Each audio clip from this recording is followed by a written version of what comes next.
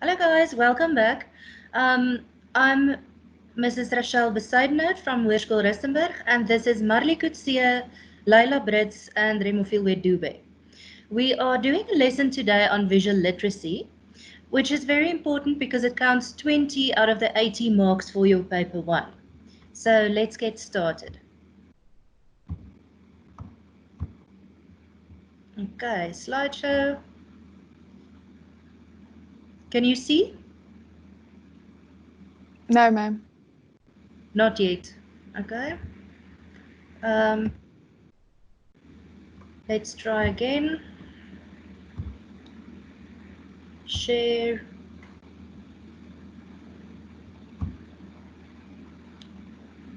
Can you see now?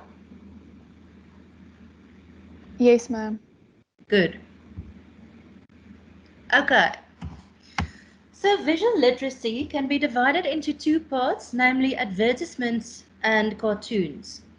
And I know that you've been doing this since, well, primary school, but still not all of you are getting 100% all of the time, and I want to remedy that. I want you to be able to get 100% for visual literacy every single time. So let's go through the advertisements first. What is advertising? Advertising is a message that tries to sell a product. Advertisements appear almost everywhere you look: TV, internet, social media, newspapers, etc. Now, where advertisements appear are called media. Okay, who can think of a medium where you saw an advertisement today? Yes, Laila? Ma'am, on Instagram or Facebook or on the Yes, TV. on Instagram, Facebook, television, yes, we see them all the time. When you drive past lamp poles, even, you see these posters, you see billboards. There's even covert advertising that we see on our favorite TV programs that are drinking pump water, for example. That is called covert advertising, where they make you want a certain product by making it seem desirable elsewhere, like on television shows. Okay, now there are two main purposes: to tell people about a product or service, and obviously to make you want the product or service, to make you want to buy it. Okay, advertising is a multi-million rand industry.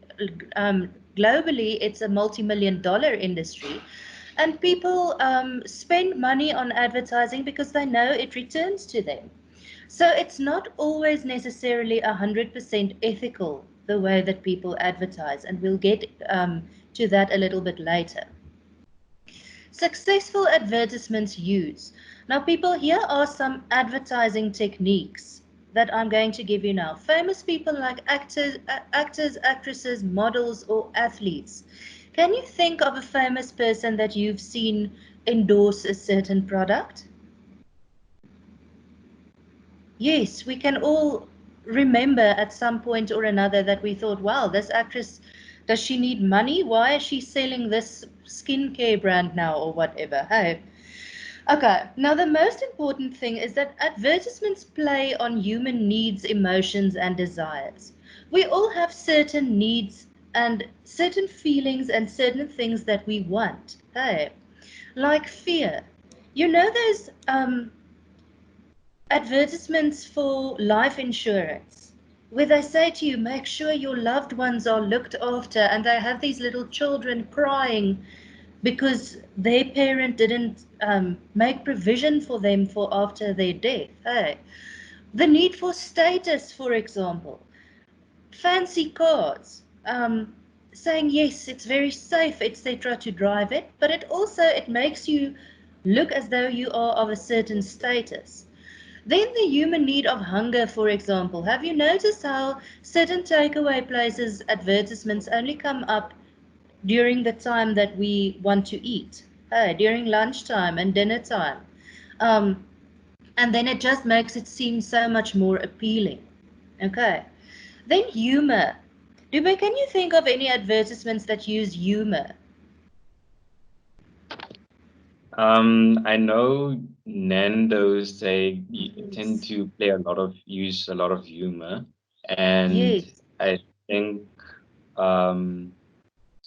yeah, like certain food fast food chains that use humor to advertise their products. Yes, I was hoping you would bring up Nando's because did you see the advertisement recently where they said turns out finger licking isn't good?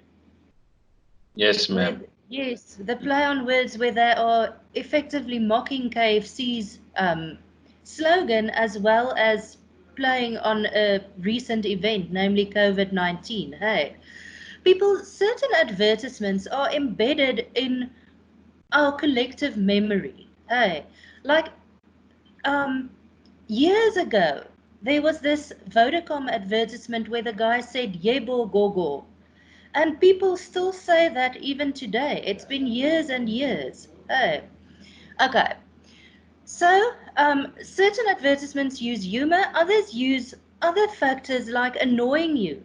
Do you know the Bathroom Bazaar advertisement? Where they sing that little song like that's Bizarre, that sticks in your head forever and it's very effective advertising. Hey. Okay, then persuasive language like well-chosen adjectives, puns. What's a pun?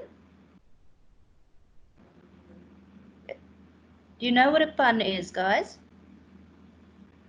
Yes, ma'am. Isn't it when you basically you mean to say something with like saying almost like you said twice without actually saying it twice. So you almost like double playing it. Yes, exactly. It's a word play. It's like the cross-eyed teacher could not control her pupils. There's a word play on the word pupils because pupils are learners as well as these little black middle parts of your eyes. Hey, so puns are word plays and they are very effective in advertising. The Nando's advertisement that we just discussed used a pun. Finger licking isn't good. They used the KFC slogan as well as don't lick your fingers now, wash your hands, keep your hands out of your face. Alliteration, assonance, exaggeration. What's another word for exaggeration? Can you think of one? Ma'am, can Yes? you say something like a hyperboles? I don't know. Yes, hyperbole, exactly. Repetition, rhetorical questions, commands, slogans, and catchy phrases.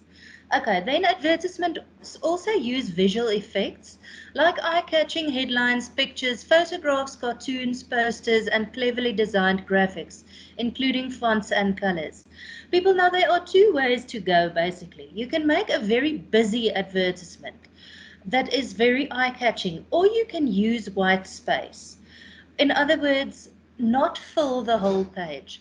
I'm a very big fan of white space and something looking very neat. You can see my PowerPoints as well. Don't have lots of pictures and stuff. I like the simple, clean neatness. And both have their appeal and advantages and disadvantages. Hey, so if they are going to ask you about what advertising techniques are used here, you are allowed to say they successfully use white space, um, namely just the paper, leaving spaces blank on the advertisement in order to persuade people to buy their product, thinking it would be more clean, more streamlined. Okay, then logos, it's a distinct design or picture associated with that product. There were logos on here. Oh, good, here they are. Okay. What logo is this?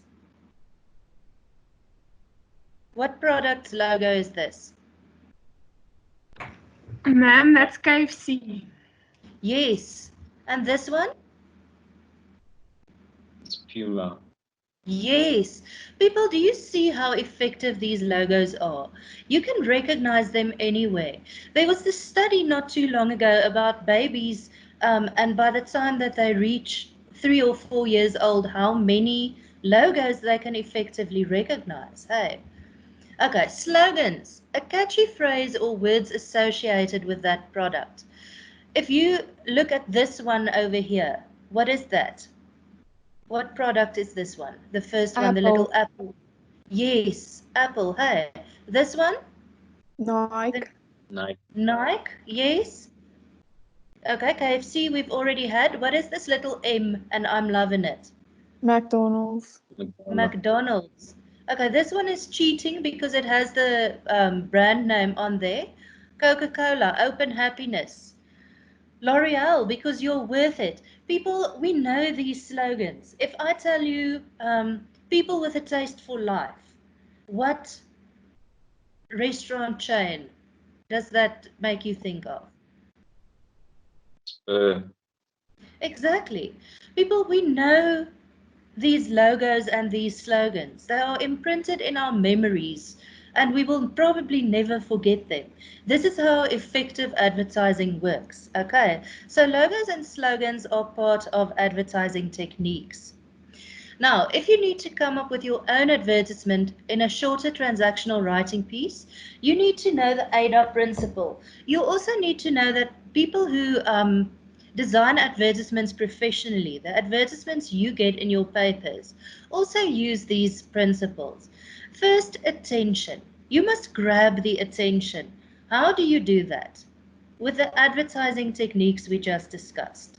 Okay, with a logo, a slogan, humor, visual aspects, language aspects, there are many how you can grab attention. Then interest. You must sustain the consumer's interest. In other words, not only grab their attention for a moment and then they forget, you must keep them interested. Create then a desire to buy the product, and that's all useless unless they go over into action. Spur the buyer into action.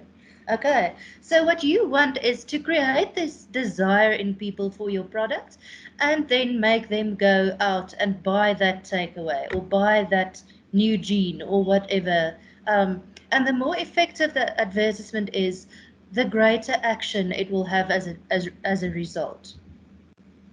Okay. Now, there are aspects that we have to take into consideration when reading and designing an advertisement, namely target audience, visual appeal, and language. We already had a little bit of a discussion about the visual appeal and language elements. Let's talk about target audience. Who knows what target audience is?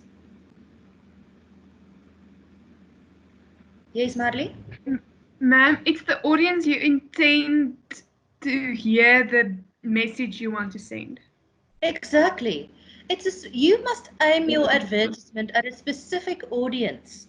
The advertisement for a new Barbie doll and for a Mercedes-Benz will not be the same because their target audience differs. Okay, if you are going to sell Barbie dolls, you're going to sell them to little girls. That will be your target audience. So you're going to have pink and cartoon. Okay, we are not testing your sense of humor. We are testing whether you can understand a visual text. Okay, so you always say, yes, I find it humorous because. Okay, it's too difficult to motivate why it's not humorous. So you always say yes. Can you think of any cartoons that we always give you in your exam papers? Yes, Dube. We usually get Garfield or the I forgot their name, but it's that elderly. Yes, Madam and Eve. Yes, you get Calvin and Hobbes or Madam and Eve or Garfield or any other cartoon that actually works, but those are the ones that you mostly get. Hey. Okay, so speech bubbles and thought bubbles I'm not going to spend too much time on. You should know what that is by now. Then they often ask you about the background and setting of the cartoon. How do you know this woman is in her living room, for example? That was in your paper that you just wrote. Hey, in your test for the first term. There are couches. She can look out the window. How do you know that she's in a gymnasium? There's equipment. People are exercising around her. So people, you have to be able to determine the setting and then say how you know this is the setting. Okay. The objectives, what is the purpose or intention of the cartoon? Is it to educate, entertain, or inform?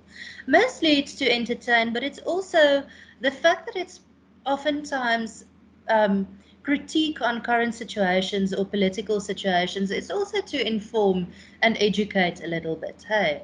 But that's not usually the main purpose.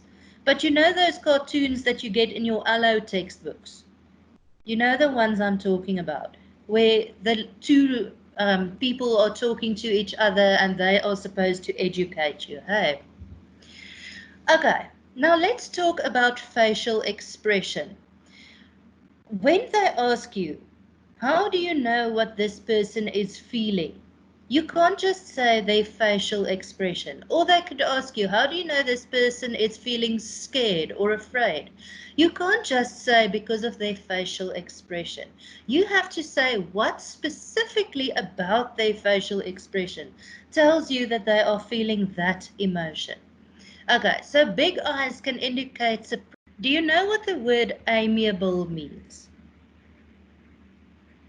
No, Okay, ma'am. it means friendly. Okay, your amigo is your friend. So it means he's a very amiable person. He's a very friendly, light-hearted kind of person. Amused? Yes, you know what amused means. Hey, appreciative, I think you know. Authoritative, do you know what this word means? When you have authority, hey. Benevolent, do you know the word benevolent? A benevolent ruler ruled over the kingdom. It means a gracious, a good person. Okay. Brave, you know calm, you know cheerful, cheery, compassionate, complimentary, and confident. Okay. Consoling. Must I explain consoling? Okay, you know it. Content. Do you know the word content? It means satisfied. Hey, dreamy, you know. Ecstatic means very happy. Elated, same as ecstatic almost. Elevated, do you know what that means? When you are elevated, you are on a higher level. So when you feel elevated, it means you feel light with joy. Encouraging, I think you know, energetic, enthusiastic, excited. Exuberant means very excited. Hey, when you are almost bursting with excitement. Fanciful, do you know? Yes, you know, hey. Okay, friendly is easy enough. Hopeful, impassioned, jovial. Do you know what jovial means? It means very social. Someone has a jovial personality when they have a very outgoing social kind of personality. Joyful, jubilant means the same as very glad, excited, very joyful. Light-hearted, loving, optimistic, passionate, peaceful, playful, pleasant, proud, relaxed, reverent. When you revere something, you have the greatest respect for it. Hey, so you will look reverent upon the work of Michelangelo, for example. Romantic, soothing, surprised, sweet, sympathetic, vibrant, whimsical. Whimsical is when you follow your whims. Okay, it's when you have an inkling to do something and you just do it. So he followed the butterflies in a whimsical manner. Okay, negative tones. Accusing, to accuse someone, you know what that means, hey? Apathetic. Do you know what apathy is? Yes, ma'am. Yes, okay, it's when you don't care about something, your apathy towards humanity. Belligerent means when you want someone to suffer almost. Childish, disappointed, harsh, contradictory, indignant. Do you know what indignant means? It's when you can't believe something has happened to you. You feel completely indignant about it. Threatening, aggravated, arrogant, bitter, coarse, disgruntled. Disgruntled is like an employee who has been treated badly. He will feel disgruntled. Haughty, we discussed in Still I Rise, hey, where you have this air of arrogance almost. Critical, outraged, quarrelsome. What is a quarrel? It's a little fight that you have with someone. So quarrelsome means to be in a fighting mood. Agitated, artificial, boring, cold, disgusted, hateful, insulting, irritated, wrathful. When you are full of wrath, you are full of anger. Okay. Angry, audacious, brash, condemnatory, disinterested, condescending, hurtful, desperate. I just want to go back to condescending. It's when you look down, when you talk down to someone. Hey, you talk to them in a condescending way. Okay, let's look at the humor, irony words. Amused. Do you know what that means? When something is amusing, it prickles your interest slightly. Hey, comical, cynical. What does cynical mean? Does anyone know? Doesn't it mean to do something like your motive is basically just for yourself? No, not exactly. Oh. Cynical means when you believe the worst is going to happen. I am cynical about flattening the curve. I don't believe that we will be able to do it, for example. Okay. Or the cynical man didn't believe in fairy tales. Flippant. Do you know what that is? When you make something off as if it's nothing. You are very flippant about your health at this moment. Humorous, joking, pompous. Do you know what pompous is? Does anyone know what pompous means? Pompous is like a guy who is insensitive, like a bull in a china shop almost. He is very arrogant, full of himself, unaware of others' feelings around him specifically. Ribald, it means making sexual jokes in an amusing way. Sardonic, do you know that one? Sardonic, bantering, condescending, disdainful, mocking, insolent, malicious, mock heroic, ridiculing, satiric. Are there any of these that you do not know? Because our time is really running out now. Okay, people, let's go on. Neutral tone.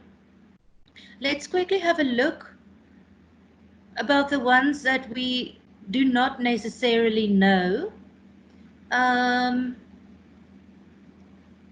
Lyrical. When you are feeling lyrical, what does that mean? It means you go on and on about something. Elusive. What is that?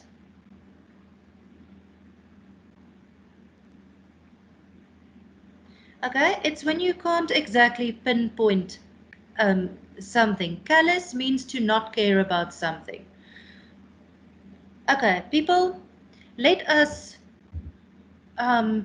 quickly finish off the lesson because we have no more time right now. I want you to go and look at these words. Look them up on Google or in your dictionaries and find out what they mean. You don't have to know all of the words at every single for every single category. You just have to know some of them in order to describe emotions for the visual literacy correctly. Okay, that is all we expect of you. Okay, guys, thank you for a good lesson. I'm unsharing this, and then we are done.